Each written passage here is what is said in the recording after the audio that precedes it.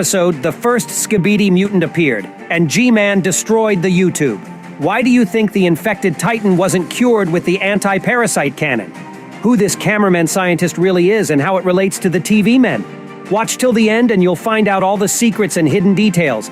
Get your tea and snacks ready. It's going to be interesting. Let's go.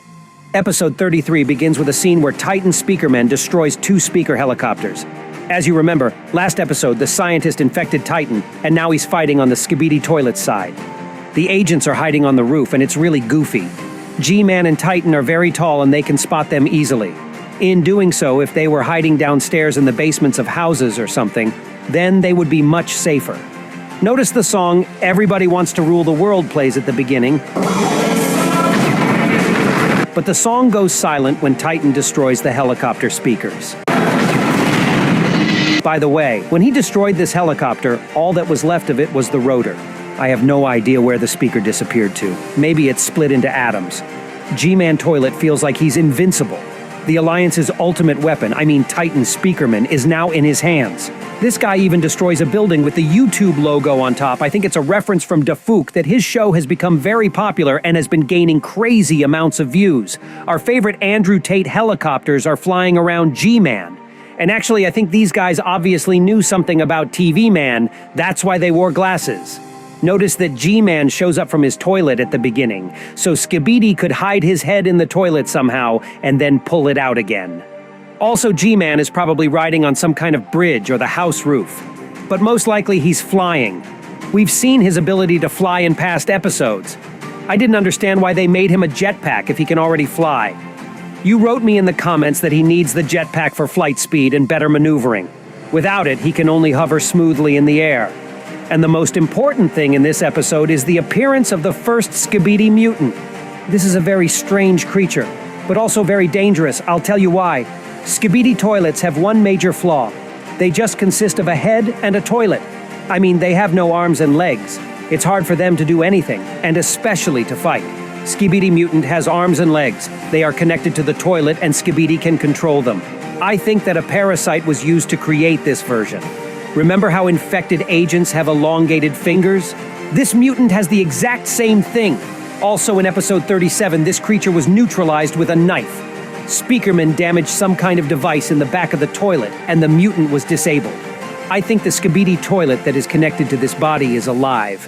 After the robotic body was damaged, the mutant fell down, but he was even able to turn his head towards the Speakerman.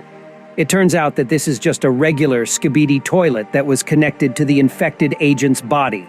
Notice that when he ran, there was silence all around. There was G-Man, Titan, other characters, but when the mutant appeared, they all became silent. It's also just an early version of such an invention. In episode 62, we're shown 2 new mutants that move more fluidly and consciously. They're also stronger. This guy even seems to have the regenerative ability. Notice that his head and toilet are exactly the same as the Skibidi spiders. However, the spiders always have scary smiles and guns in suspicious places, but that's another story. Okay, and we move on to the next episode, and here the POV cameraman runs into some agent's hangar or something. He lures the infected big cameraman in to cure him of the parasite. The hangar looks empty at first, but then we see all these agents standing there. Either they were hiding or someone moved them here quickly. What about this TV man right here? Did you notice him when you were watching this episode earlier? TV men started secretly appearing in the shots long before episode 39 when we met them. I think the Alliance had already teamed up with the Speakermen, so they were working together to catch the infected agent. I just don't believe he could stand there and watch, and all these guys just didn't notice him. By the way, we saw this infected cameraman in episode 31 when we analyzed last season.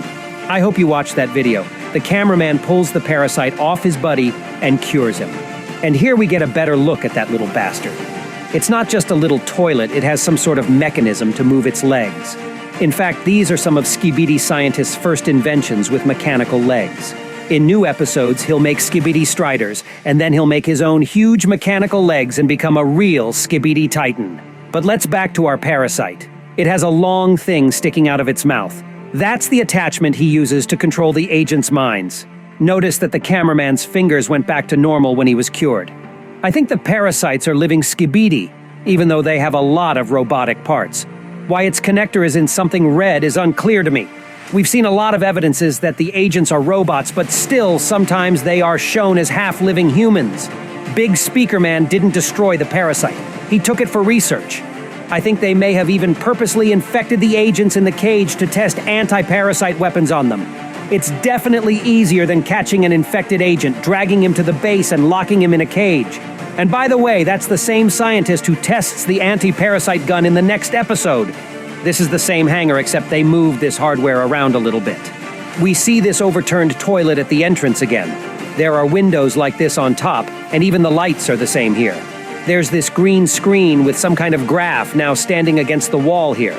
I also think that these cameraman scientists were partners. It's possible that this guy with the black tie is the scientist who was sawed in two in episode 48 and then became mech cameraman. Remember, in episode 32, Big Speaker Man took the infected cameraman in his hand. I think he brought him here in the cage to try to cure him somehow. And they did. The anti-parasite cannon worked. By the way, it's made up of different parts of the cameras connected to each other. We can see that this cannon completely destroys the parasites. I think it disables their hardware. And it's totally harmless for regular Skibidi toilets. But we also realize that the parasites probably can transmit a signal to the G-Man toilet. I think the G-Man gets a signal when a Skibidi is hurt or destroyed. Remember this guy in episode 21?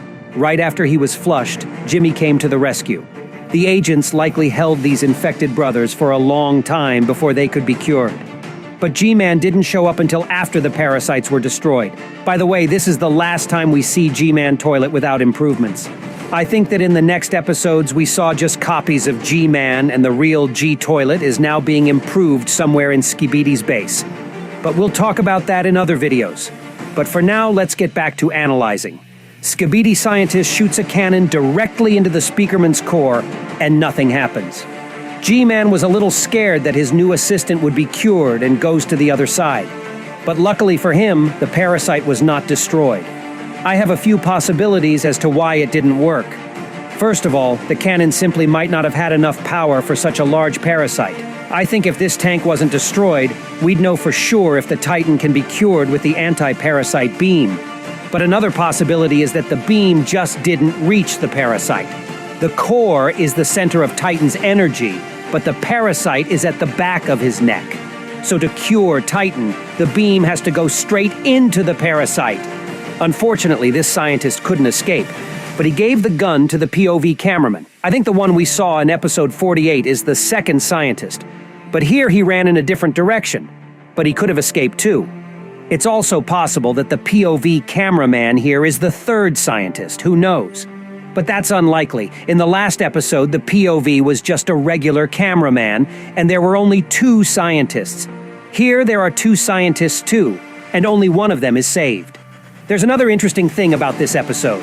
While the POV cameraman is running away from the hangar, you can spot TV Man. This guy is just standing there watching us. There's also a lot of smoke around. I can't figure out what it's from. Maybe it's a smoke from a collapsed building, or maybe someone's teleporting in here. This Speaker Man here must have escaped too. We can see him running out of the hangar. Probably the big cameraman had time to open the cage. Maybe this is the same guy who showed up later in the next episode. But I still have one question. Why TV Man didn't help the agents to teleport and hide the anti-parasite gun? I don't know. Maybe he did it after the episode ended, but come on. For so many episodes, these guys just stood back and watched the fights. There's a chance that TV Men might not be as simple as we thought, but we'll talk about that in the next few videos, and that was me, IsaToilet.